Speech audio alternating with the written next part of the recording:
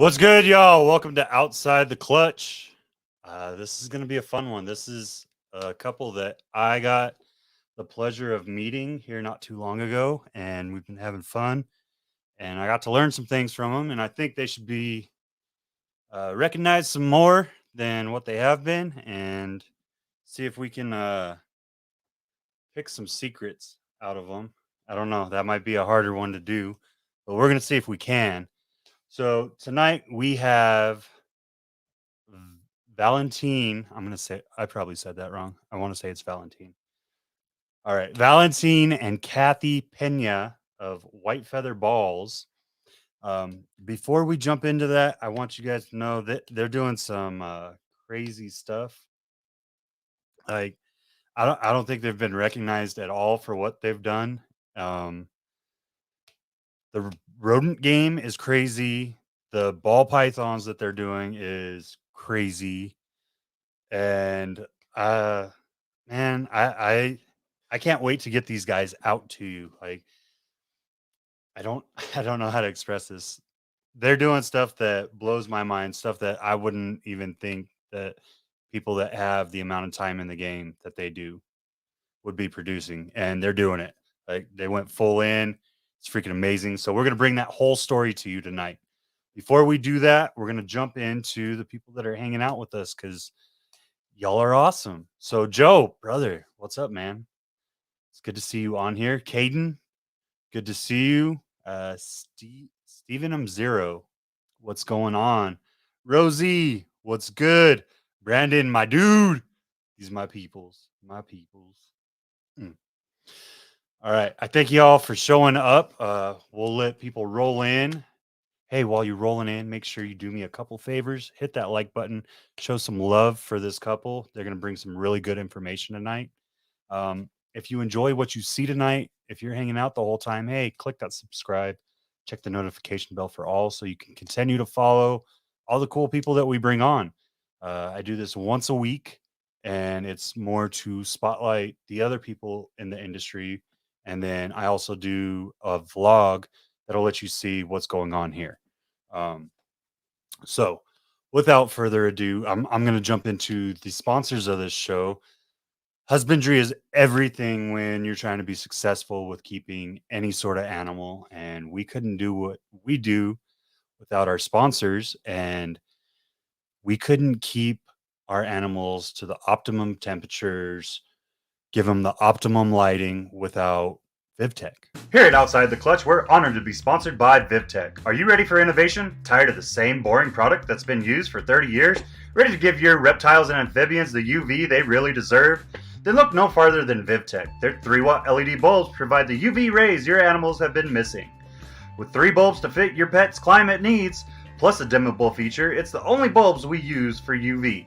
And it's the only bulb with a 2-year warranty in the industry. Plus now you can monitor all your pet's husbandry from your phone 24/7 with their sensors, and even ship your customers' animals in their custom bags. So what are you waiting for? Go to VivTechProducts.com today, use code FCLUTCH0322 for 15% off, and provide your animals the best care they've ever had. Now, everyone has their choice in substrate, but honestly, to me, there's only one substrate in the reptile game, and that's ReptiChip. Are you ready for the best coconut substrate in the game? Then you gotta get ReptiChip. First off, it's America's chip because it's veteran owned. Secondly, why wouldn't you want the best cocoa chip for your animals? Go to ReptiChip.com, use code FeelyChippin for 10% off up to 3 breeder blocks, or your entire order of Easy Hatch trays or any Redline Science equipment on the site. Limit 1 coupon per customer. Or reach out to me as a representative in the El Paso area, and don't forget to join the Reptilution, where all profits go to helping those in need within the reptile community. And finally, Mickey, Show Me Snake Shows. If you haven't been to one, freaking get to one of these shows. Val and Kathi were at a show today, like literally today in Tulsa. So make sure you go check them out tomorrow if you didn't catch them today. If you're in the Oklahoma area, go out there, support these shows. Mickey's doing an outstanding job. He's putting on close to 3 shows a freaking weekend. Like, the dude's one of the hardest workers I've ever met in my life. So go check out a Show Me Snake show. It's going to be awesome. Now, without further ado, the reason you guys are here, it's not because of me. It's because of the people we bring on. We're going to bring on Val and Kathi from Whitefeather Balls. You got to watch what you say now, Kathi. Hi, guys. How y'all doing tonight? We're doing okay. We're nervous as crap. Excited, nervous. Don't be nervous. I know the more I say don't be, it probably makes it worse, but still, like, yeah, a little bit. People are here for you. Nah. Don't be nervous. How was the show today? We actually didn't make it, and I guess I forgot to tell you, but we decided that was just a lot for us to go do that, so we didn't go. We took a little. We stayed home to get ready for you. Yeah. Well, I appreciate it.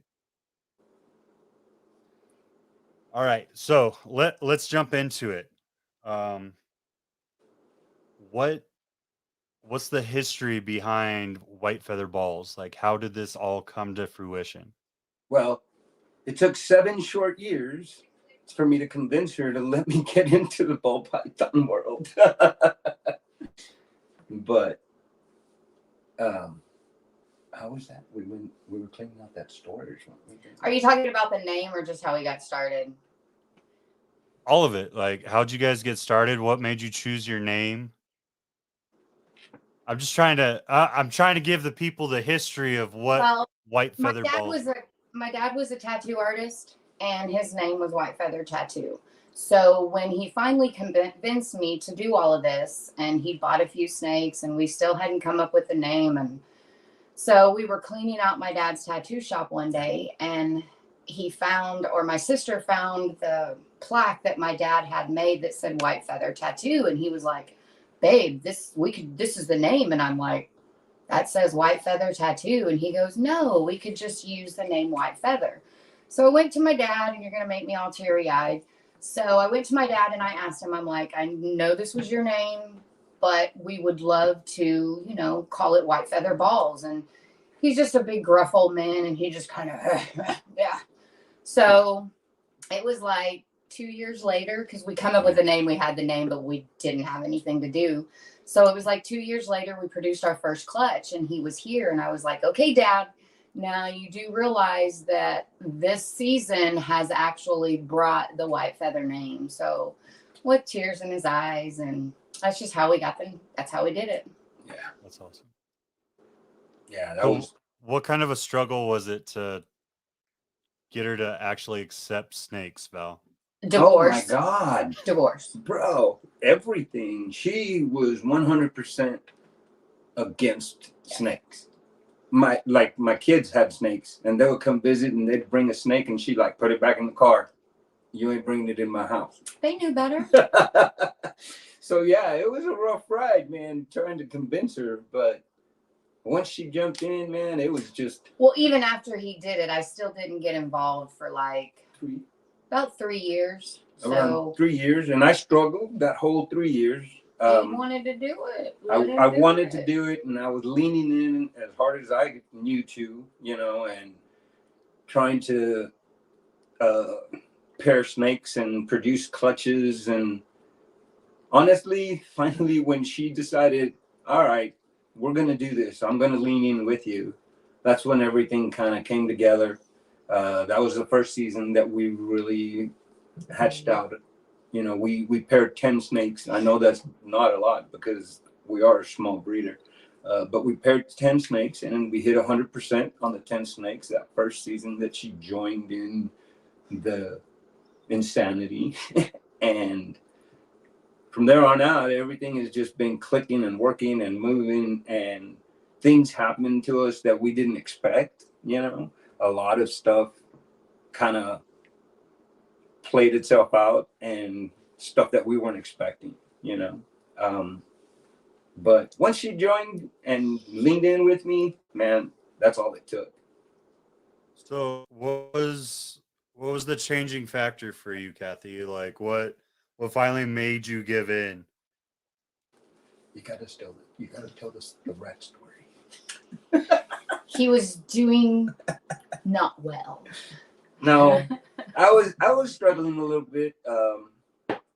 My incubator was off, you know, and just struggling a lot with little stuff. And then I'm a control freak. once she understood what she saw, what I was trying to do, I think she was like, all right, I can help him do this better.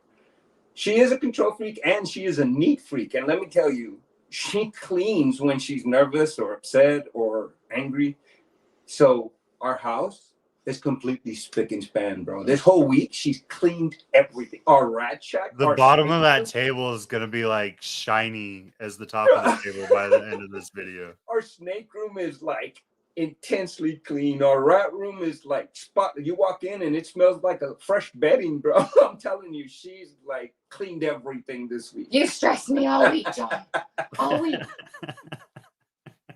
So needless to say, that helped immensely when she joined in, and everything just kind of, like I said, everything just fell into place once we came together on this.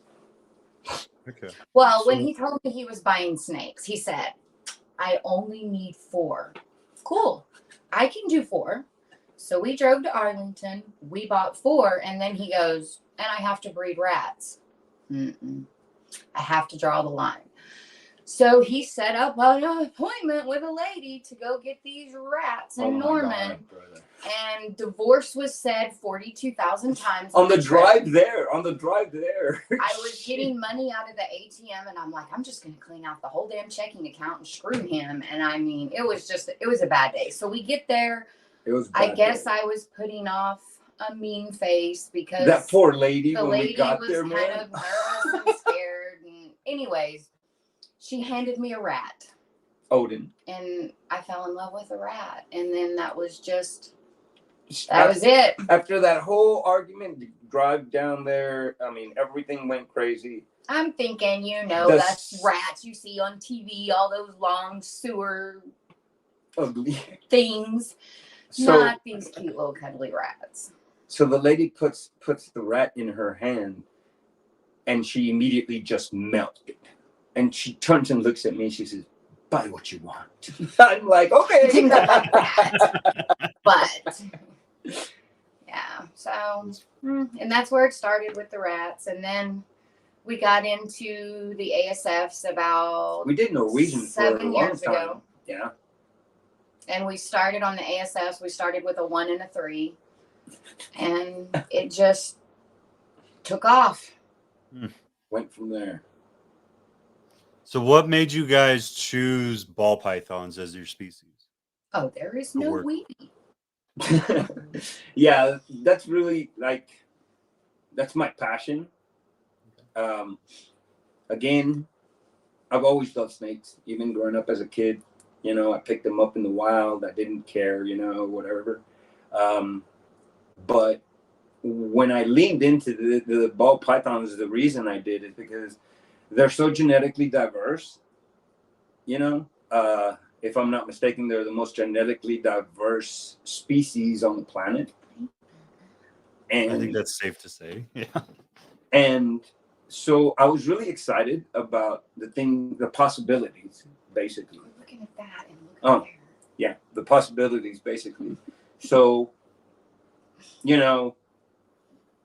we ended up with pied in our collection, and when we originally started, I didn't want pied in the collection. I really didn't want to do anything with pieds. That is not, no. And then, so Kathi decides that, okay, this lady needed some feeders, and she traded the snake for us, and she tells us it's het pied. And I'm upset about it. She's happy because she got a baby snake, and I'm upset about it. So we're growing it up, and then the color starts changing on her. She starts turning a real bright yellow. And I noticed it because, that's what we do, right? The changes and different things. Sorry. So I noticed that this one looked different. And then the opportunity was presented to Kathi to buy her dad, the female we had.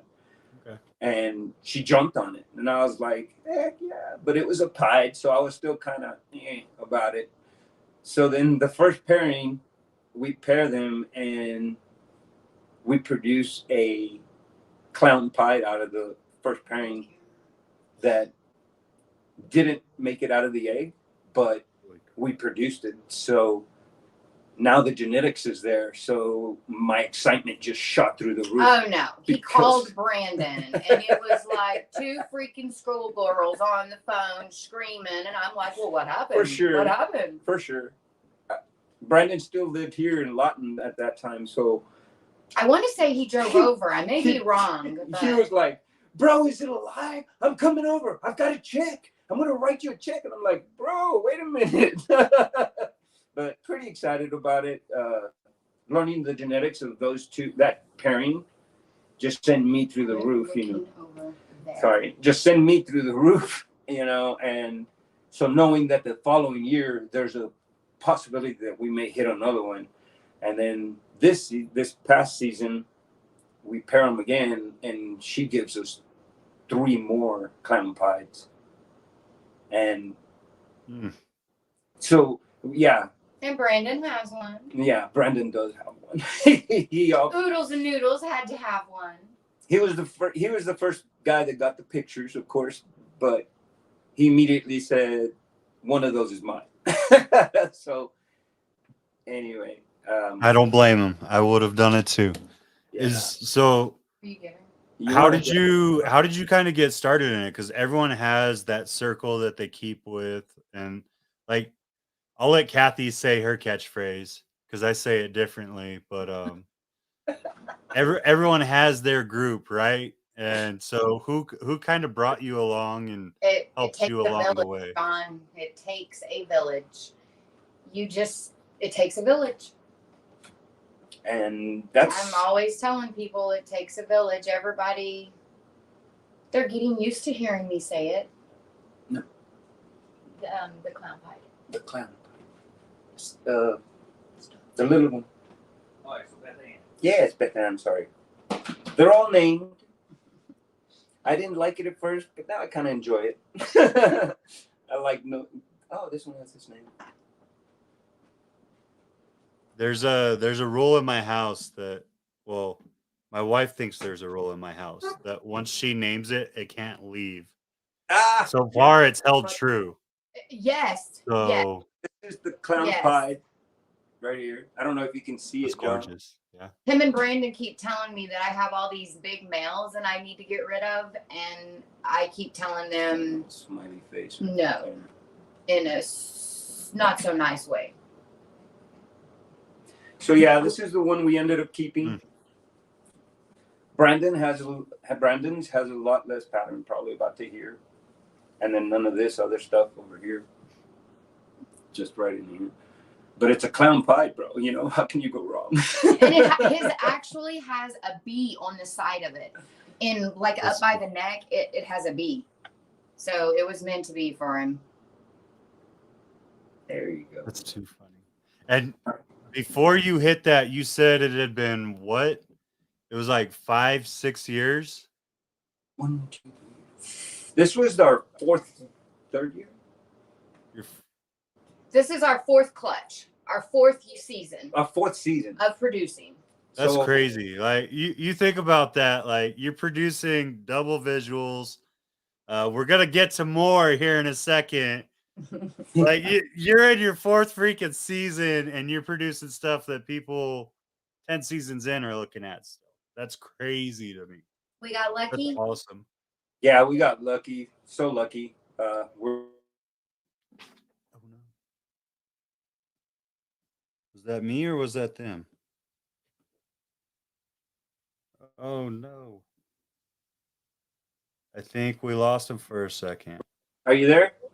Someone call you? Yeah, Yes. sorry about that. Man, tell those people to leave you alone. I apologize. I'm just kidding. It was my dad. I'm sorry. Okay. He's a little excited about this as well. But anywho, yeah. Well, so we've been super lucky. We hit these clown pies that were just amazing. We're still kind of sorting out this pairing though, because there's some stuff popping up that I don't know if you can see it, but there's no OD, there's no pastel, there's no yellow belly in this. And yet it looks orange for whatever reason. That's super orange, yeah. And yeah, there's no OD, there's no brightener in it that we know of yet. But we're sorting that out too. Brandon's favorite saying is, "Damn, bro, your collection just freaks me out." Because he's my go-to guy to try to get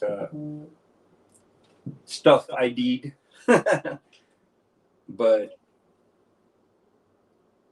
we just produce really cool stuff. And we've been lucky. We've been very lucky. Very nice. So who kind of brought you up along your journey? Like who, when you have questions or like, okay, so this is cool because we have different answers. So I'll be honest. Okay, so I bred ball pythons back in I bred boa constrictors back in 2000. And during that time frame, I was talking to Dave McGowan from Texoma Reptiles, and we were both in the Army at the time. That's Sweet Cheeks, if anyone wants to know. Oh my God, you did it.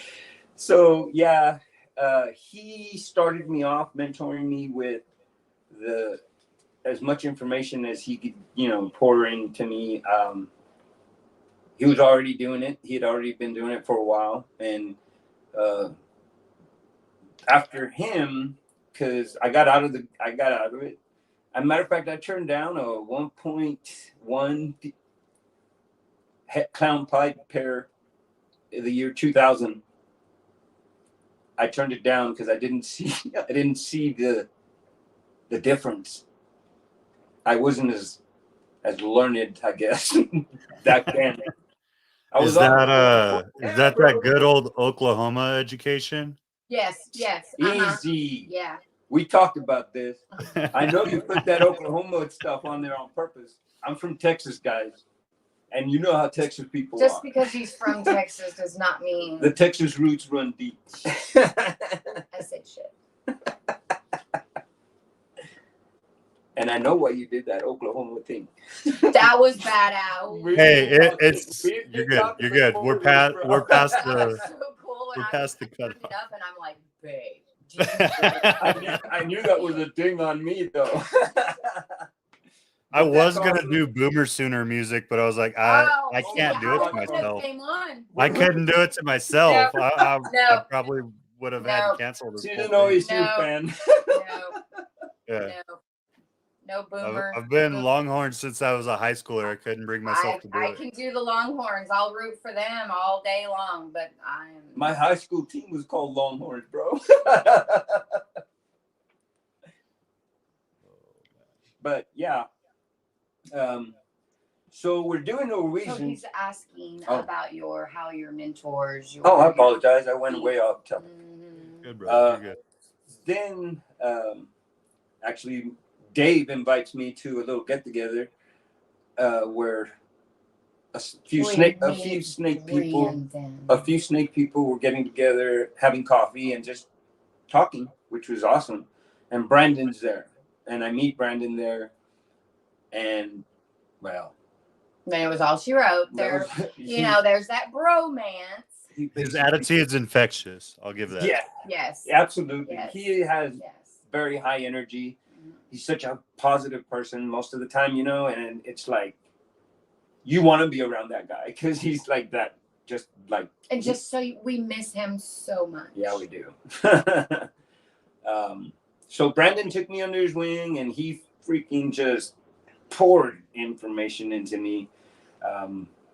And hours. If I had $1 or a nickel for every hour spent at that bar between them two, I wouldn't even have to breed ball pythons no more. I could just go to Maui all by myself. Yeah, we spend a lot of time, Brandon and I, did, sitting down and just hammering stuff out, and he's explaining so much information to me, the business side of things, you have to push, your product, and you have to make your brand. I mean, Brandon's just so full of knowledge, and he just feeds people that information. That's what I liked about him. The other guy, he doesn't have a reptile name yet, but Eleazar Rodriguez is a great friend to me and a mentor as well, because he makes a lot of suggestions on pairings that I end up going with. And so far, I haven't gone wrong at all with his advice. So I would say that's a safe bet to say so.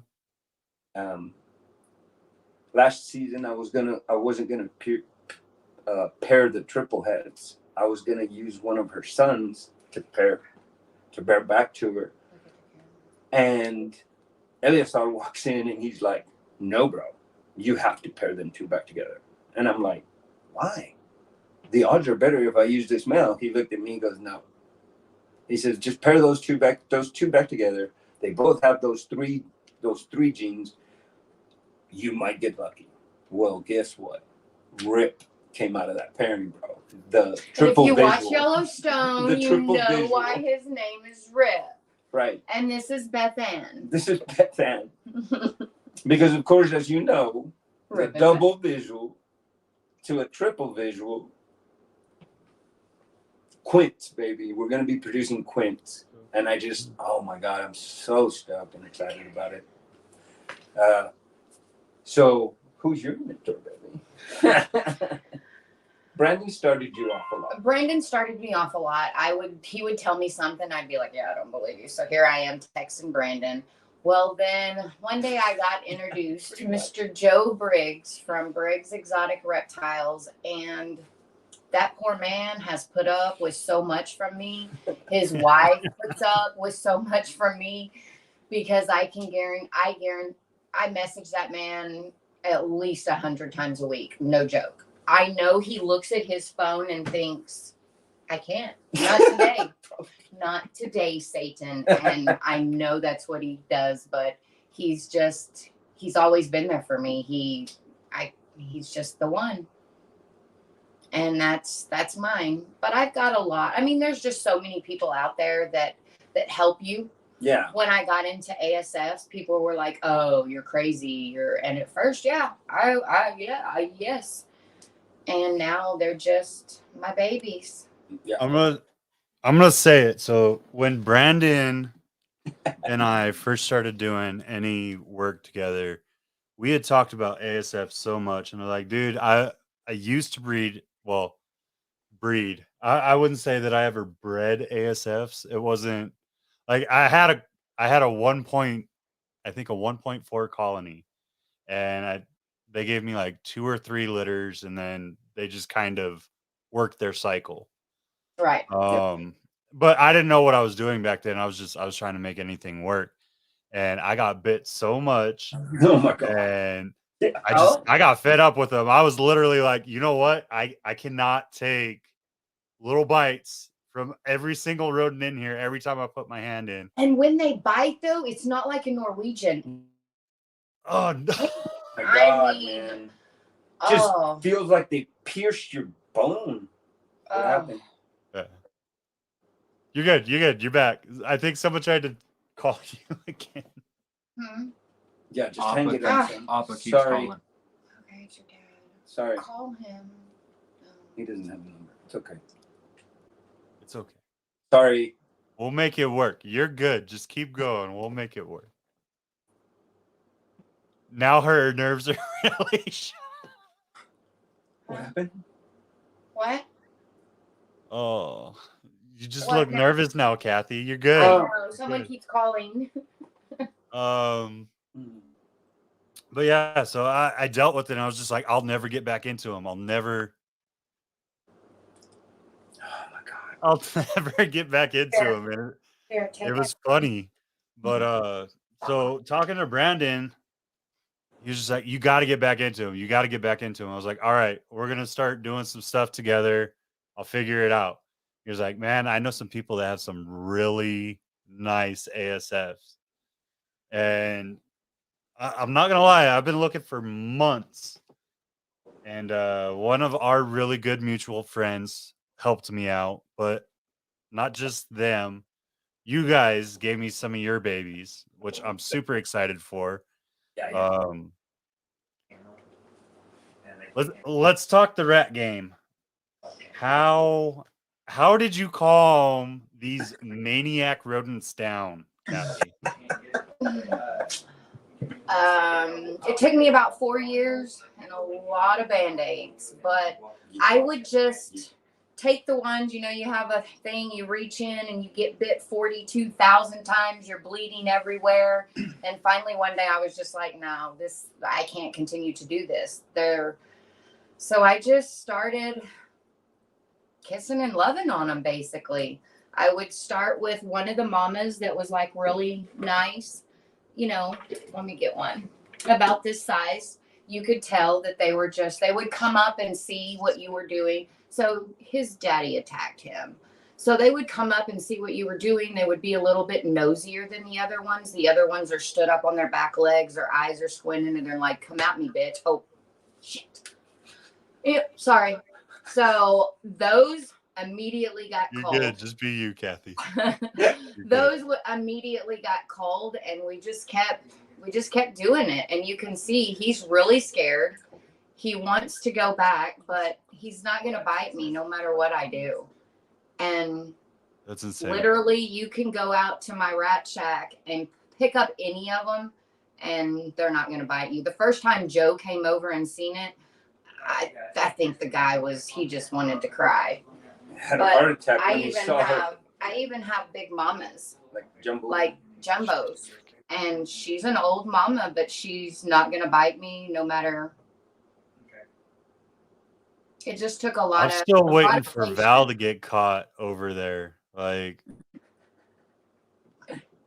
no, man, everything over there is so gentle. It's insane. It took a lot of patience, and she's pregnant. We really liked the fact that they're healthier for the snake. So we really pushed on trying to make these as calm and as easygoing as possible because, again, everybody has that snake that won't eat unless you leave it overnight. And that's so dangerous for your snake. You know that as well as I do, you know. So we got these guys to the point to where they're so chill that we can put these guys in overnight. And we only have 2 snakes that eat overnight. But it's still a risk. But we are able to put these guys in overnight with our snake, and they will not touch the snake. They curl up with it. Yeah, they'll go in and curl up with them and stuff. They do not try to eat your snake. These guys don't. The ones we have. The only time our snake gets bit is if they wrap it wrong. Which happens a lot, as you well know too. All snake breeders know this. But yeah, basically I just said one day I'm not going to be bit anymore. And I was bit 42,000 more times. And a lot of Band-Aids. So I learned a few tricks. I learned a few tricks along growing up and stuff. And I was taught that music helps calm animals. Actually, in high school, I was taught this. They jam out to country music. So I put music on. I was going to say, are you playing Marvin Gaye or something to lull them into a loving trance real quick before you go in there? So it seemed to, I don't know. I guess that old saying, music calms the savage beast. But we do handle them a lot. We're out there daily, putting our hands in there, moving everything around. We pull mamas off babies like nothing, like a Norwegian rat. You could be able to do it with a Norwegian rat, but we're able to do the shaking of the babies off the mamas. No biting, no animosity towards us. You know, they're just cool as that. Biting is a learned behavior. If one bites you, get rid of it because it bit you. So next time it's going to bite you again because you let it. So if you weren't so far, that little imposter, you know what I would tell you to do with it. Oh yeah, But biting is a Oh, learned it's behavior. not going. we would replace him for you if you lived closer. I don't even think it was just stranger danger. I think it was more they had just spent 12 hours in a car, That's Yeah. fair. and I was trying to play with them after a 12-hour trip, so they weren't having anything. I might bite you then too. Yeah. So, the switch to ASFs. Well, first of all, they're cleaner. They're not as stinky. They're better for your snake. Oh, you smell that. There's all the pluses. Yeah, she'll eat it. And now Kathy's gonna tell you what ASFs do for our snakes. Me? Yeah, because No. we feed them. No. I don't know How what you old want me is to she? say. How old is So she is, just to give you an idea, I don't know why he handed her to me, put me on the spot here. So she was last season's baby. Holy crap. She is 1,759 grams. And this is just going to give you an idea. We don't power feed. We do not feed power less. feed. But we do feed more. They get a tops of 3, but their size is this. About that size. I don't know if you can see it. He's white. Yeah, that's, I mean, relatively a small rat. Correct. Yes. So we feed less. Easy. I mean, we feed smaller, but we feed more. Multiple. This is just he brought her out to show you what ASFs do. She's never had a rat. She's been on ASFs her whole Her life. entire life. Literally, she was last season's clutch or last season's hatchling. And she's at 1,759 after she took a big old dump last night and I had to clean it. So this is what ASFs do for our snakes. So I try to push ASFs, but there's so many. I don't want to get. there's I so don't much want to be. stigma around it. Yes, on if you give your ball python or ASF, it'll never eat a rat. Some might, but it's almost like an old wives' tale. If your snake is hungry, they're going to eat it. Right. In my opinion. And so I try to put it out there about ASFs, and then people get into these big old long, they want to argue with you. So I just stopped trying to push ASFs as much as I used to. Kind of like our other great friend said, she's producing 4,000 ASFs a month. How can you argue with this lady? And not one of our ball pythons out there will take an ASF and not eat a rat. I have 2. We have 2. Well, our grandson has one. His ball python will not eat an ASF. We were having to go. We got out of Norwegians, and we were having to go spend $10 at the pet store every 10 days for a damn rat.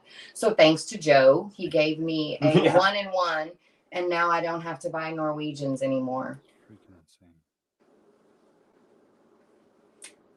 So, Oh God, don't go quiet. You're scaring me. yeah, dude. Don't go quiet. I was letting y'all. You're freaking me out. Freaking So, me yeah, out, man. That's the reason we do ASFs mainly. They're cleaner, they're easier, They're so much healthier. they breed fantastic in the right setting.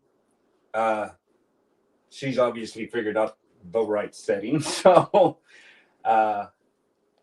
So really So did proud you guys of what- jump on ASFs right away, or was it No. kind of a trial with both for a Oh no. We long started time. with a 1 and a 3, On and ASF. we did what 10?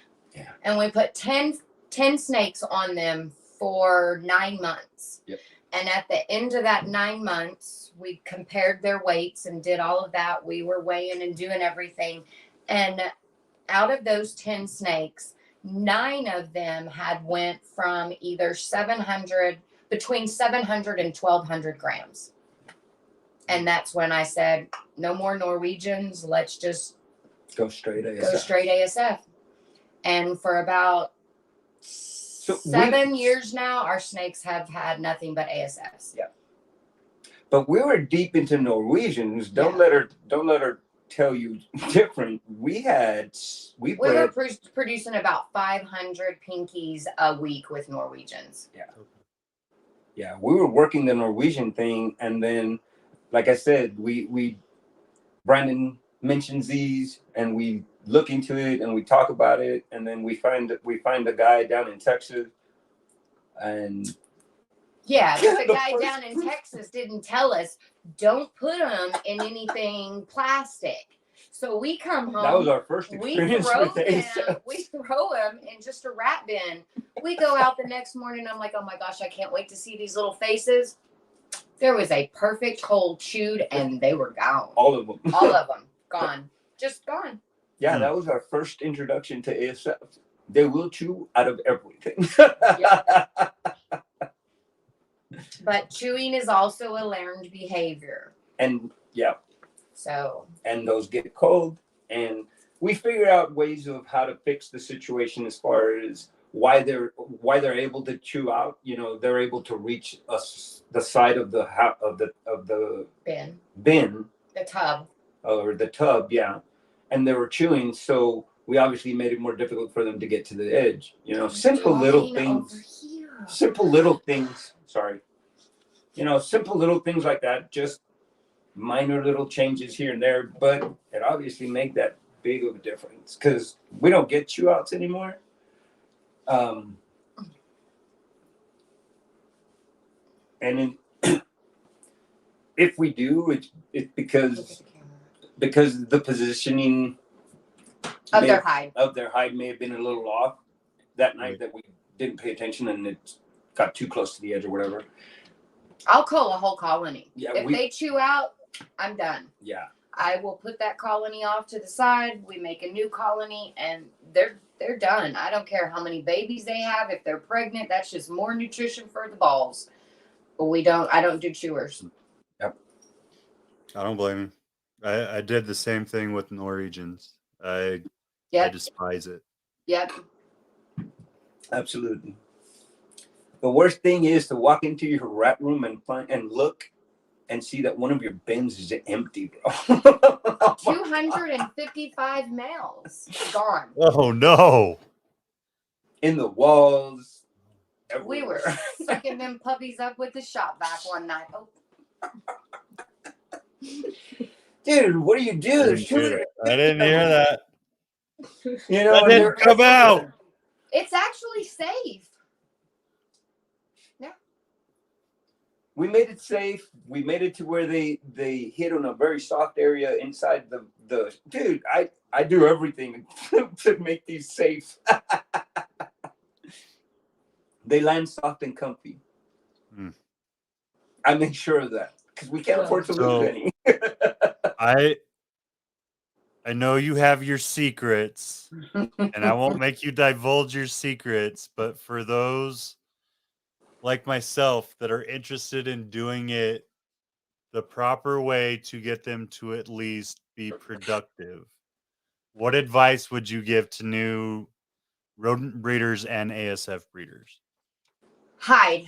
Give them a hide. That's your big thing. People are always like, mine don't breed. I have all these. I've been doing it for 6 months and I've got 2 litters. Give them a hide. They have to have a hide. ASFs are different. People try to breed them in those Like science things.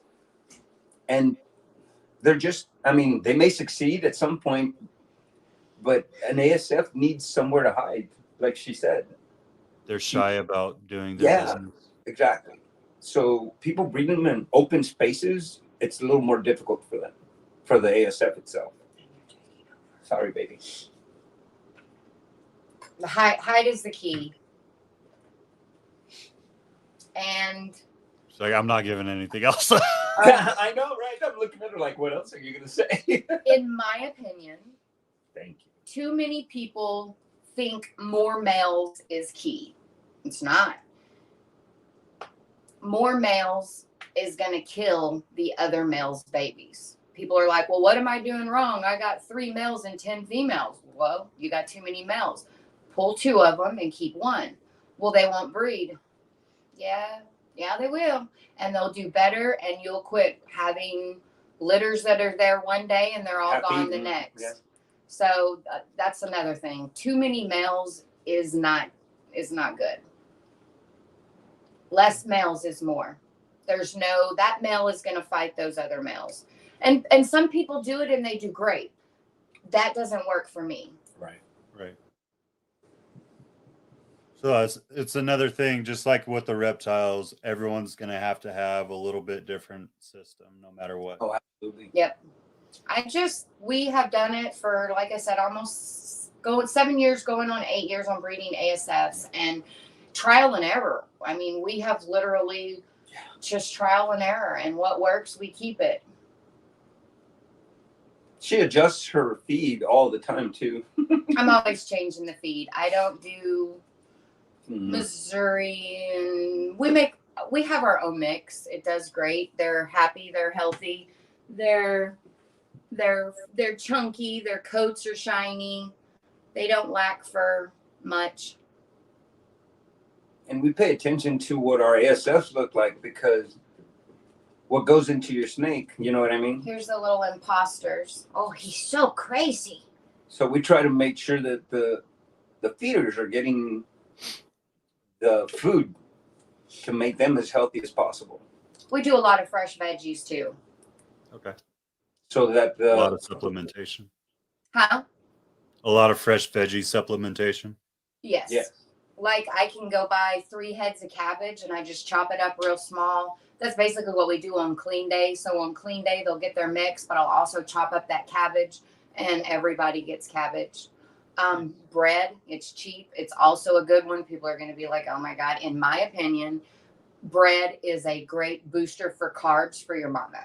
I know ASFs aren't supposed to have a lot of carbs. I get it. It helps. It just boosts it. Don't give it to them all the time. It's kind of like chocolate. Do it in moderation. You're talking to a bunch of snake breeders that don't know how to do anything in moderation. I know. It's all in or nothing, bro. Him and I got to call this dude out right now, because he was here at the house.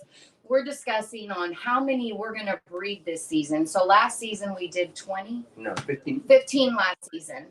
And so they're over here and he's like, you have to do more. And I'm like, oh my God, you're going to make me.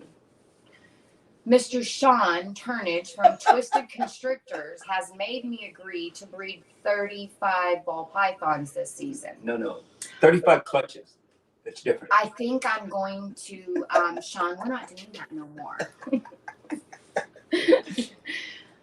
Yeah, like I So yeah, nothing in moderation. We went from 15 to 25. Why can't we just do 35. 20? 35. So, you know, Be in the middle, 25. so the first season we produced real good clutch, as I explained, was 10 snakes. Then last season, this past season, we did 15 snakes. And Sugar Tits is making us do 35. And everything really worked out really, really easy. Everything, their genetics popped out everywhere. You know, it was very small amounts of snakes that we were breeding. So the first thing out of everyone, all of our friends, the first thing out of all of our snake breeder friends, you have to go bigger now. Those are rookie numbers. You got to. Yes, exactly. They're like, you have to go we bigger. are rookies, though. We're so rookies. We're only entering our 5th breeding season. Yeah. And And it's crazy to think that Quince may be involved next season. No, that was too soon. Not this coming season, the following one. Sorry. So there's a question that popped up. So do you I'm not just gonna ask like the protein content, but like, do you focus solely on like the crude product percentages when you're choosing your diet, or do you just kind of go with how they're reacting to the food?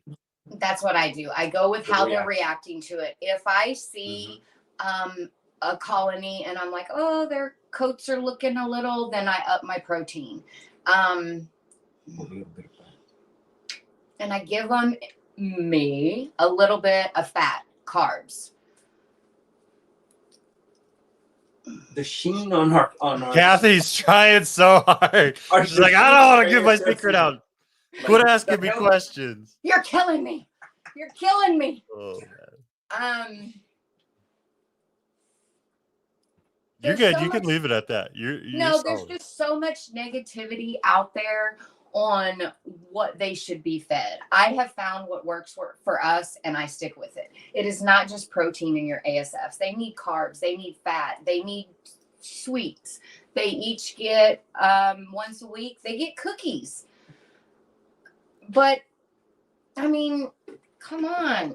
I'm not. They're What great. kind of cookies are we talking here? Are we talking oatmeal raisin cookies, or are we Just like anything throwing that doesn't straight have chocolate chocolate. chips? Just anything that doesn't have chocolate.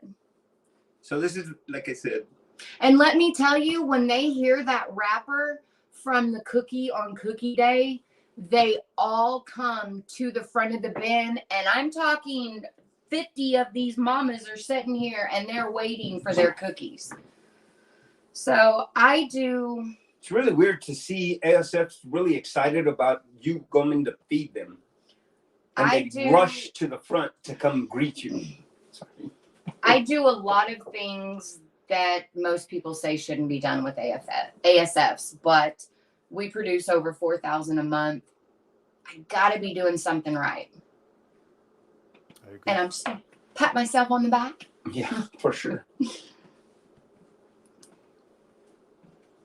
So let's talk about it. How big is the collection at this point? Of ASFs? Well, of the ball pythons, because you're saying you're trying to breed 35 now this year. I know I'm giving you a little break, Kathi. Giving you a break so you can like figure out how you want to let your secrets out. And I'm trying to keep myself from getting killed from over the computer. No, you ask the questions. If I don't want to answer, you'll see me go. You know. All around. Yeah. No, ask whatever you want to ask. Cool. We have about 150 ball pythons right now in our collection, not including hatchlings or Right. in our collection. We're little. Well, We're tiny. For some. so what's been happening is I've been holding back a bunch of females that we have produced. And that's how I decided to get into it, because I didn't want to spend a whole bunch of money on buying females.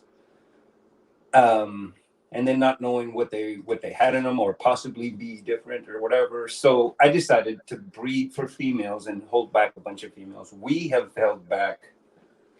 We could literally, there's 63 to 65 females out there breedable right now. Yeah. But my butt puckered when Sean said 35. So Actual clutches on the ground. So you know what that means. I know what that means. That means you got to breed all 60 of them. oh God.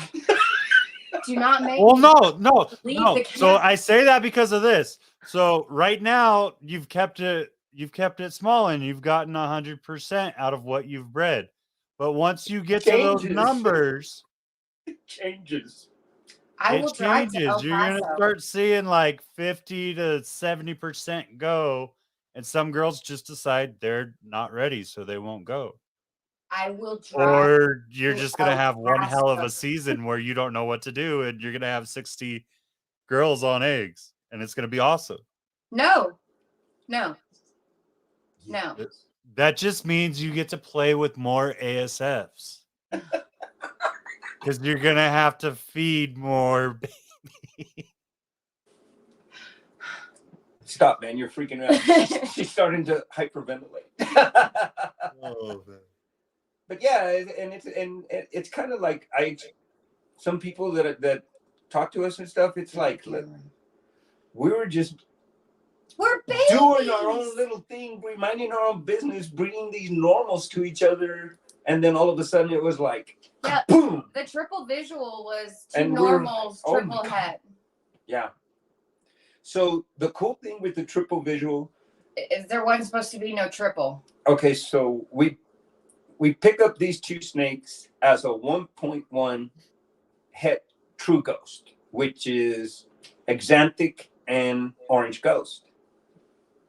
So the first season we end up pairing them they drop a G-stripe. And again, I call Brandon and I'm like, bro, I think I just dropped a G-stripe. Take a picture. He's like, you did. So we contacted people that we got the snakes from, and they're like, well, we don't have G-stripe in our collection. Well, so the following season, again, I get talked to into breeding both of them again. I bred them back to each other. And the last egg that we were cutting, she made me close my eyes. And she's standing. And our 10-year-old grandson was here. Our grandson and was I was there. like, That okay, was awesome. This is the last egg. And it had the little, cut from him pippin. And I'm like, okay, I'm just going to finish it. Y'all close your eyes. Well, I cut it and I'm looking at it and I take so long. And he's like, well, what? And I'm like, well, just freaking open your eyes because I don't have a clue. And then, of course, Joe gets a picture and Brandon, and we're just all. Brandon didn't want to verify the triple. He was like, I see two. I've got to put my hands on it before I verify it. I don't know if it up a little bit. Up. Come here, buddy. We'll figure it out. So yeah, I'm staring at this thing in the egg. And dude, I almost cheered. I teared up. I looked at this thing and I'm like, oh my God, what is this? Sorry. So that's G-stripe, Xanthic, and orange ghost stripe. Yes. Or hypo for layman. We named him Rip because we watch Yellowstone. And a lot of people are like, you named him Rest in Peace? I'm like, no, bro, I didn't. We didn't name him that. But, so yeah. So the first season, whenever the G-stripe came, I knew there was a possibility. But they're normals, you know what I mean? So I thought, man, the odds are so against our favor. Joe let us know it was 1 in 64 eggs. Yeah. And how many eggs was there? 6. Jeez. So the previous season, when she laid 5 eggs, she was the first time mom. She laid 5 eggs, and we got that G-stripe, and we also got an orange ghost out of it, of that first parent. But everything was male. At least we thought. Then I go to repop some stuff, and one of the little normal is a female, and she's 66% triple het because she's normal, of course. So we kept her, we're growing her up, and Agatha. Yeah, that's Agatha. And we're hoping to make a few more. Man. Just excited. All out of a normal, and no one wants to keep their normal heads. Yeah, bro. From a 1.1 normal. Super, super exciting.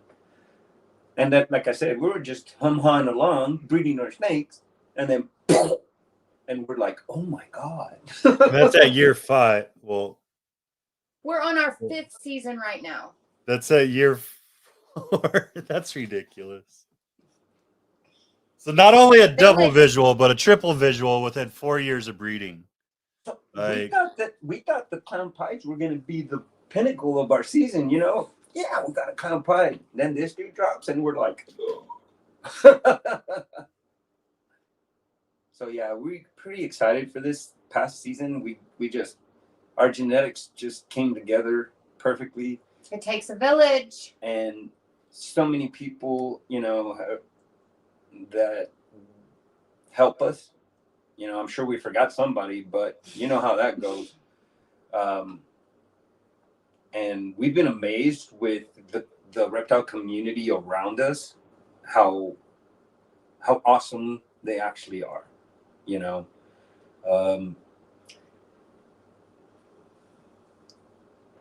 It's okay. We had a really trying year this year, and we had a few things happen, and the reptile community just, they showed us the village. Yeah, for sure. awesome. It's all right, Mama. It's all right. Yeah, it was. So let's dive into what you guys are, because you're leaning in full steam. You're trying to triple what you're doing. You're staying focused, which is great. I think you have a great group of people around you. As Mama says, it takes a village, and you guys have shown that not only with what has transpired in y'all's lives, but everyone that you touch, myself included. So I thank you for allowing me to be part of the family now. You're welcome. Thank thank you. you. Thank What? you for having us on. We I'm really just glad appreciate it. Richard could get those to you. Absolutely. He's a great dude. I'm he's really glad awesome. to have a friend like that. Him and Bevan mean a lot to me. Bevan's a redhead, so of course I'm gonna love her. So yeah, they're great. They're all great. They're part of the village. Definitely. What's some of the stuff we can kind of expect from Whitefeather in the next coming years? What can we look forward to that you guys are willing to divulge? Obviously, I'm not going to ask you to like give out all that good stuff, but well, we're obviously looking forward to the quints. But there's we've added, I want to get Desert Ghost into the collection. I don't have any. Few het females, and I'm working a project to get the Desert Ghost into everything, basically. I've got it. We picked up some really nice genetics. Exanthic, really nice exanthic. He's had something. And then there's other stuff, what is it? What is that guy? Yellow belly. The one we got from Joe. I don't even know all the genetics that this snake has in it. pretty boy. Wait till you see him. He is a pretty boy. That's fun. So while we're waiting on that, we're kind of talking your projects, but while we're waiting for that, what's some of the things that you would say? Because while you're relatively new, you now have some experience under your belt, and you've had a lot of mentorship around you. Wide-eyed redhead, I could feel the anger coming through the camera. Right? So this is Pretty Boy. He was produced by Joe Briggs Exotic Reptiles, and does his name not fit him? Let's see if I can. You want to help me, son? Here, let me see if I can get it. There? Where'd he go? I'm here. Okay. I focused it on y'all so we could get a good Can you look. see that? That's what I should have done in the first place. I don't know why I got didn't do this. Got it. There you go. That's gorgeous. Isn't he great? So Joe's gonna have to tell you what he is because we don't have his card in front. yeah, we brought him in and we don't have his card, so Shit. Damn it. We're not ready. We weren't ready. But he's a ball python. that is a ball python. That is my goodness. He's spot nose, he's leopard, he's pastel, he's OD. Come on, Joe, type it in. Goodness. Like he's Joe's everything. slacking Joe- over here, man. No, I'm just playing. It's bad when you don't know your own snake's genetics, but You'll it's like find out real soon. It's like Yeah, this long. Joe, tell us. So what's some of the stuff that you would tell people that are looking to become? Joe said his lips are sealed. Yeah, yeah, Joe. Those looking to do this, whether it's on a hobby level or even looking to create their own little business from it, what's some of the stuff that you would give to people looking to breed snakes? Just Run, run, just run. Be selective in what you buy. There's so many people out there that are just, and you're, oh, well, this one's cheap, and this one's cheap, and this one's cheap. Just be selective on. Know what you want to breed before you buy Exactly. anything. Do a lot of research before you start jumping into something like We this. should have done that. Well, like I said, I bred prior to this, so I kind of knew. It took her, like I said, 7 long years to have her jump in with me. But honestly, do a lot of research.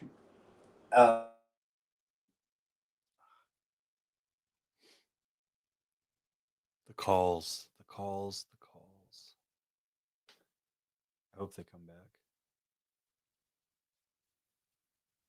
Let me see. Oh no. It's all right. There we go. We're back. Oh shoot. Oh, So I didn't know we were gone. me too. So you said do a lot of research and then it just cut out. Oh, okay. Figure out what genetics you like individually as an individual, and then lean into that project. We're still babies. We're still learning. Don't ask us. Call Joe and Brandon and all them. Well, don't ask us. And again, there's so many different ways of coming into the hobby. You know, I know people that have took out a second mortgage to do the snakes. You know what I mean? I know people that haven't spent a dime on their collection, and they have. Hmm. Of course, that's the most difficult way to start because of the genetics, of course. So, Oh no. This is this is part for the course, y'all. This is Dad? part for the course. didn't you tell him not to call? And he keeps calling. I'm sorry. It's okay. You're good. You're good. So, Hey, you're a hot commodity now. well, and that's Everyone wants the attention. see, we don't see ourselves as that.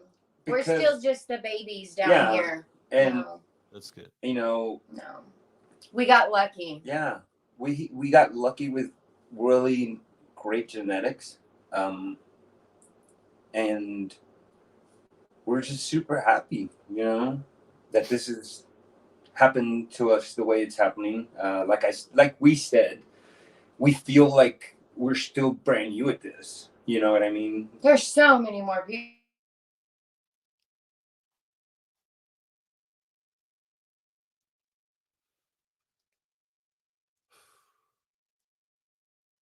I gotta love it. I gotta love it. Like I love this. Oh man. From 15 pairing 15 snakes, bro. You know, this stuff just went. You know, that's I think we're gone again. You're back. You're bad. You're back. Did he call again? okay. Are we back? Did you hear any of that?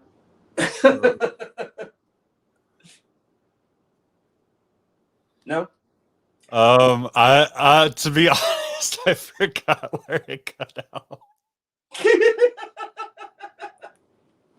It was a very humble moment, and then it was gone.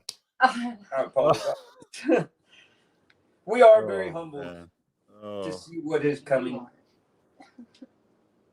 We're just excited for the genetics that popped up in our lines, and here we go, I guess. That's a great way to do it, though, and I really feel like the energy that you put out to others is being returned to you. Thank you. You put good out there, good's gonna come back. With And that's that what being said, And that's what we try to do.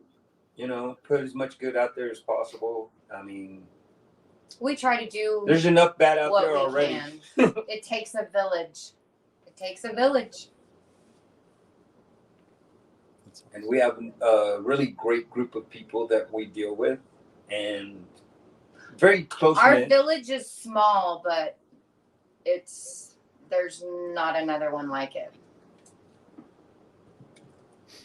And we're not saying hold up and don't be friends with people. Oh, God, That's no. not Right, right. No, I feel you. I feel You you. know what I No, mean? no, We're no. saying go out and find you friends and find you people that are like family, because that's what we've managed to do in this Find you a mentor. Find you, if you want to do ball pythons, find that mentor that's going to guide you, one that knows what they're talking about. Find that rap mentor, that ASF mentor, and Absolutely. you know, let them guide you. We got lucky and we had those things. We had those people. Yeah. He had Brandon and Eleazar and Sean, and I had Joe, which I have Joe too. he's mine. He's mine. Joe, you're being fought over. How's this been? So, but I wish I would have done more research. Well, it took me 7 years to finally agree to it, but I just wish I would have done more research before jumping in. I didn't know. All I knew is that it was a snake, and I'm still learning. I'm not the genetic person. I just know if he tells me their names, I know who we're breeding. That's basically how it boils down to. Which one did you pair? I'm getting better with the Sophia genetics. to Doc. He'll quiz me. He'll show me a snake, and I'll be like, "Oh, well, I see this, this, and this." And he's like, "Okay, well, that's better." So I'm getting better at it, but I'm just the ASF lady. Don't let her lie to you. She runs everything. The whole house. As all good women do. Yep. That's awesome. Like, I struggle with that on my end too, because like my wife's just like, oh, it's a pretty snake. I don't care what's in it. It's just a pretty snake, and that's all I care about. Which 100%, I can understand it. It frustrates me because I want her to know what's in it. I'm like, well, it's this and this and this and this and this. She's like, yeah, you lost me like 3 names ago. Yes. Yeah. But I'm finally to the point where, like, this season, we had She's these, gotten way better. we had these hatchlings, and he was like, "Do you see any that you want to keep?" And I'm like, "Yeah, but you're not gonna like it." And he was like, "Oh God." And I showed him, and she's just a normal het albino, but she's gorgeous. And Crisp, clean. yeah, Just and insane. so I'm starting to hold back some, like Vanilla Bean.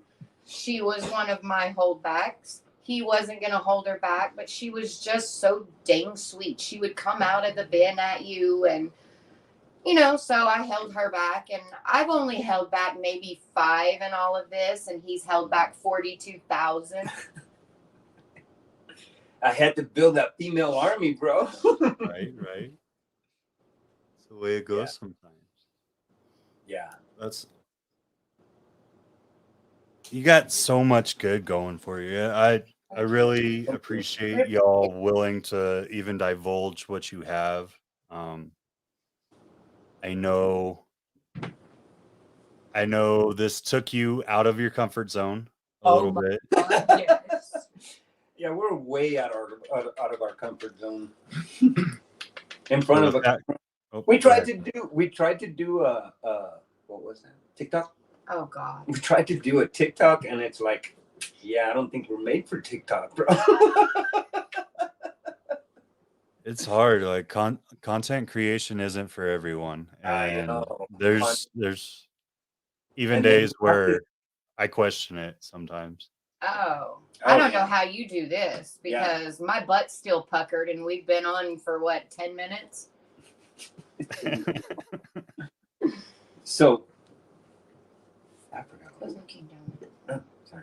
Oh, you're good. That's my job. I'm not supposed to let you lull yourselves into something. So with all the things you kind of lit out today, I hope that people have taken an interest into what you're doing. I really hope that people start reaching out. I know a couple people said they started following your Instagram and stuff like that. But if we really want to reach out to you, like if we have questions for you, what's the best way to get a hold of y'all? Either all of them, either through Facebook Messenger, through Instagram. Our phone number is out Yeah. there too. Yeah. Anyway, basically, we get a lot through the White Feather Balls Facebook page. Yeah. That's probably the best way, through the White Feather Balls Facebook page. Instagram, I stay on Instagram a lot too, as far as the White Feather Ball stuff. I try to create content and I post stuff, but it's like a full-time job doing that, you know, trying to keep yourself out there and, you know, on the cusp of things. Social media is such a huge thing, you know. I do my best. So that's about all I can say about that. If Well, you I have appreciate it, y'all. I really do. I appreciate the rats, me and everyone over here, snakes included. I'm sure are gonna love every single moment with them. Uh, Yeah. sorry. You see that? But I really do appreciate y'all stepping out of your comfort zone tonight, putting your faces out there for people to meet you, and taking that next step to really push yourselves out to achieve your dreams. It's something that's hard for a lot of us to do. And the fact that you're willing to take that chance speaks volumes of what you want to do. So I want to thank you all so much for tonight. Well, we thank you for having us. Do you have any more ASF questions you might get an answer to? Oh, all right. What do you got? We're gonna do it. So we talked on the feed a little bit. I know we're gonna be talking offline here in a little bit about certain diets, but so general temps and things like that. I know you want ASFs to be a little bit hotter than you would keep your Norwegians. I don't think we kept our Norwegians any different than what we keep our ASFs. We keep our Rat Shack anywhere from 73 to 77. Like Richard said, 75 is like the ideal temp. And if you have them at 75, between 73 and 77, you're going to do great. They breed best at those temps. Most people say they breed best when they're hot, but they don't. If you get it up over into the 80s, they're just not going to breed like you want them to. So ours don't stop breeding. You know how there's a cycle that, like, all of a sudden that your rodents will quit breeding for a month or so, or 2 months or whatever. Right. Ours don't break into that cycle. They continuously breed year round.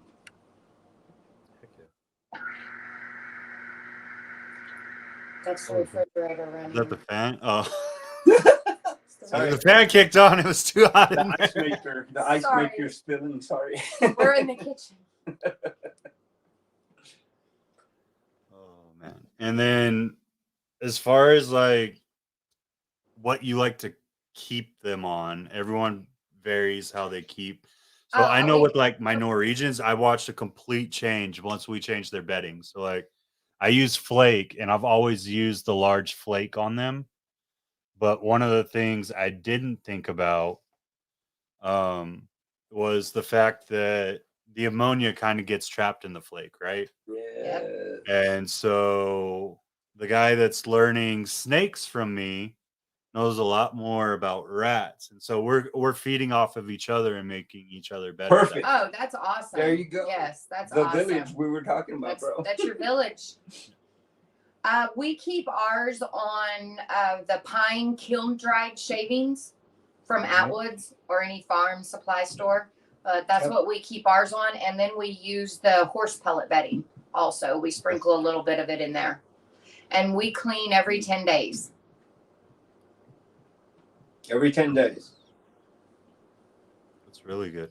Um, I was at 7 days. Like I used to, before I used the horse pellets. So that's what all my rodents have been put on, is large flake and horse pellet. Norwegians.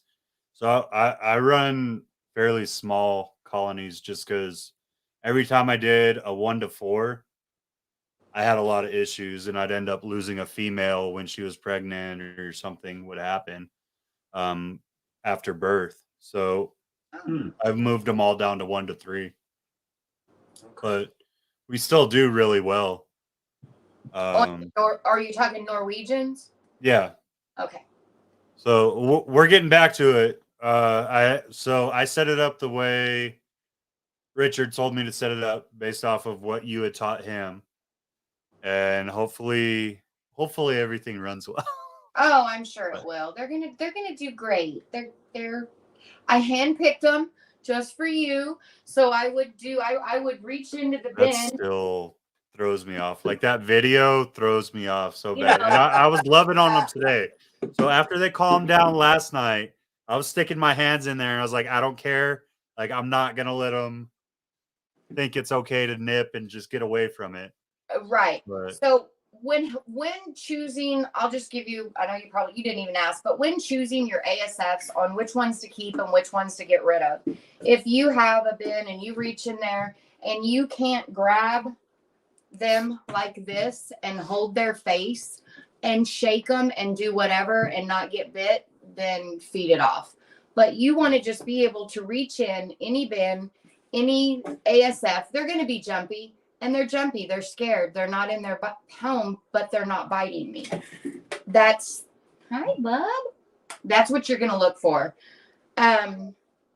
Yours were probably just scared. Where was I going? I have no idea. I don't doubt that they were scared. Like it's a brand new person in a brand new environment after a long time of not being in their home when they're used to their home already. Like it made perfect sense. And Richard was laughing at me. He was like, You got bit. well, I got bit right on the side of the thumb. And I was like, mother. Did you get bit hard or was it a warning? No, it was a warning bite, but okay. it's more the place that it was like right at the webbing for my finger. And I was just like, oh. And then you were like, Kathi lied. They do bite. No, it took me a second because I was like, literally, I think they heard me because he was like, just be careful. Like, not saying that they're not tame, but they just got over a ride. Right. They're skittish. Right. Well, and I And get I was little. like, hey, I have this rule. If anything bites me, it goes like instantly. Yes. And literally right after that, the imposter bit me, and I was like, Oh, nope, I can't do it. no, see, I'd have fed off the imposter. Wow. But, well, okay, but you did have a 12-hour ride. That's totally different circumstances. So I would give him a chance. But here's like a little imposter that we're talking about, if people are wondering. They just look like mice, so I call them the imposters. We had one get out in the rat shack one day. We couldn't figure it out. It was in the feed bucket, and I picked it up, and I'm like, babe, is this an ASF or is this an actual mouse? And he was like, I don't know. So we let it go. Well, we recaught it the next day, and I'm like, this has to be an ASF because it was just, I think a mouse would have chewed me up. But and let's talk about your pull time a little bit, right? So like when we're pulling Norwegians, we typically look for that pup face to change, or like the fur of the pup to change. What's like the go-to sign for y'all that it's time to pull the ASF babies? As soon as their ears pop up and their eyes open wide, I pull them. And that's me. I know they're not old enough, but I am in the breeding business. So I want to alleviate any stress I can from my moms. So if that ASF's ears have popped, that means he has teeth, they're in there eating, then I'm going to pull him from my mom because she's laying on pinks and fuzzies. And that's just how I do it. I know I'll probably get a lot of grief from that, but that's just what works for us because we breed them. We're breeders. So there's like a cycle that you see with the moms as they're going through, like, because you said they'll be on pinks and fuzzies at the same time. Are they like pulling from the other mom's litters or? No. Okay. Wait, I think I got confused from that. Explain. What do you? Okay, so I'm sorry. The stress on the mamas. Okay, well they're colonized. So Right. most of our bins out there are a 220. Most of them are a 220. We have bigger ones, but most of them are a 220. So your 20 moms are going to lay babies. Those other moms, even if they don't have babies, they're still going to start supplying milk, even if they're not pregnant, to help those other moms. So colonization, that's what people don't, I guess in the industry don't understand. These rodents are truly colonized. They're not like Norwegians. Rodent. They go, when they live in the wild, they're in burrows and they're colonized. All the males, all the females, they interact with each other. All the males, all the females, they take care of the babies. They take care of the mamas will go out and eat, and I can go in there, and the daddies are laying on the babies, you know, while the mamas are out doing what they do. Yeah. But so was that your question? Did I answer it? Yeah. Soon as I should have brought one, but soon as they're I'm gonna go find one. no, soon as their little ears pop up, because they'll usually, you know, like they're stuck back on their head. Soon as those ears pop, I pull. And then that alleviates some off my mom. They go into the feeder bin, and it helps my moms. We adjust the feeder bin so that the babies will, or not babies, because they're, what are they called? We pull. They're almost hoppers. Yeah, they're hoppers that we pull. That's what we call them. They're hoppers. You know, we make sure that their availability for their food and stuff, and make sure that they're able to get their water and everything, because we want to make those succeed as well. Even though we pull them slightly bit early, we lose very seldom in our bins when it comes to us pulling. I think that was my biggest concern. Like, and Rick was kind of showing me how to sex them when they were smaller. So I don't do that with my Norwegians. Like, this doesn't sound really bad, but I hold them by the tail and I give them a little tummy squeeze. Oh, of course. And if they pop out, they pop out, and then I know. Yeah. But you can do that with ours. ASFs are so easy. So on an ASF male, you know, you're gonna, even if you I can tell you on a pinky just born if it's a male or a female, because your male, his man part is gonna look more like a belly button than a girl. No puppies. Is it a puppy? No, but it has the hemipene up. Like the hemipene? That's what you're talking about, boy parts. Oh my gosh. Shit. She's destroying the almost had ASFs in the house. She said, I'm going to flip everything. Oh, man. Heck yeah. So he's ready to get rid of us. Yeah, you ready for us to go, bro? yeah, I got to help Mama put the kids to sleep here in a second. All right, man. Oh, man. No, I really do appreciate it, though. I think there's a lot of good stuff that came on. Just call me, just text me. I'll send you videos if you want of what we do, how we do it, on everything. I want you to succeed. I want you to use these from us, and I want you to do great with them. It's easy. I'm gonna show how I like that video you sent me. One of the ones that you were sending me, but two of it was your granddaughter, right? Granddaughter? Yeah. Oh, with her playing in the bin? Yeah, with her playing and them just. She's a year and a half, and she'll just, when we go out to the rats, and that's just the bin she goes to because it's just right at her little level. Where she reaches. So she will just literally open it and stick her hands in. And the first time she did it, I did get a little nervous. So did I. We were nervous. Don't get us wrong. My butt clenched a little bit. They are ASFs, right? When the mamas came out and they were just kissing on her little fingers and letting her do whatever she was doing, I was like, okay, so we did good with our ASFs. Even our 1.5-year-old granddaughter can play in them and not get bit. For sure. That's awesome. Yeah, I look forward to showing not only the crowd that's listening tonight, but like everyone that continues to watch the channel as time goes on. That's one of the things I really want to put a focus on, is how gentle you guys were able to have these rodents turn out and how to continue the process, really. So we're going to be in touch a lot, and you're going to hear the trial and error and probably hear me yell some profanities over the phone while I'm getting bit, while I'm talking to you. That's okay. Not from yours. Not from yours. We're gonna say it's from Rick's, and I'm gonna get hit tomorrow for saying that, but it's okay. If it happens from whichever colony it happens from, I understand. So I had one Norwegian, and when she was a baby, her dad took half her tail. Yeah. And so she was super defensive about everything. Yeah. And I have worked with her so much that she's my baby now. Like I can put my hand in her bed.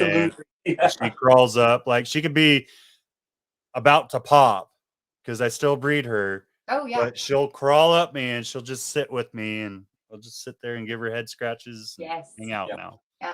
She's one Joe, of my favorites. the Norwegians that we got from Joe, they had a litter and they're like big, Oh my fluffy. They're Dumbo Rexes right now, and they will come up. They're about, smalls. They're probably 6 weeks old, about 6 weeks old, and I'll go to the bin and put my face down, and they'll just come up and give kisses, and I love Norwegians. But the first time I got a kiss from an ASF was just like, oh my gosh. Yeah. I did it. She said it kissed me. And I say, what? Yeah, it was. And they'll take food from your hand, and Yeah, ours. They'll take. Oh, I'm looking forward to that. I'm gonna play with that now. I might not appreciate it the first couple times, but I'm gonna play with that now. well, once they settle in, you should just Right. be able to go in there and just do what you want. You should just, yeah. Heck yeah. Well, I look forward to it. I thank you all. Like I really do thank you all for Thank everything you so you've done. much. I look forward to working more together in the future and Absolutely. Yes, sir. both with rodents and potentially with some ball python morphs down the road. I think me and Brandon are gonna get you into some stuff that you might not possibly have, or we're gonna talk you into going into it more.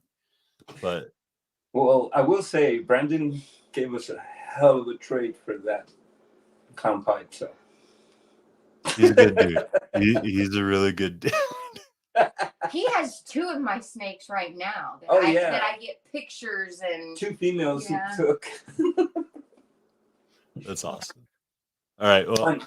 I thank you all so much. John, thank you so I much really for do. allowing us to be here. Thank you, John. We really appreciate you. And we want you to blow up, bro. That's who It'll we are. happen. We It'll want happen. you to be the biggest podcaster in the world. You know what I mean? I don't have the attention span for that. Right. But That's fair. I think you all brought a lot of really good information, and I hope people go back to this if they have questions on ASFs and reach out to you wholeheartedly. So their information is down below. So go give Kathi a hard time and say that it was me that sent you there to do it, and we'll take it from I have secrets. there. Richard y'all- has already spilled a few of them, so that man cannot keep secrets. This is true. Hey, Funny. you got to wait till Monday to say that stuff. He's still coming over tomorrow. I got to live through tomorrow. Oh, okay. Roger. I'm just kidding. Oh, Okay. y'all, make sure you go give them a whole bunch of love. Like they really are genuinely good people, and it's not something that you always find all the Thank time. you. So, Thank you. all right, I'm gonna go ahead and get this wrapped up. If y'all Okay. want to hang out for a second. Okay. Sounds good. All right, y'all. Like I said, links down below. Go give Val and Kathi all sorts of love. They deserve it. Learn what you can from who you can, and make sure they know what they're talking about. It's not every day that people will set you up for the best success that they can.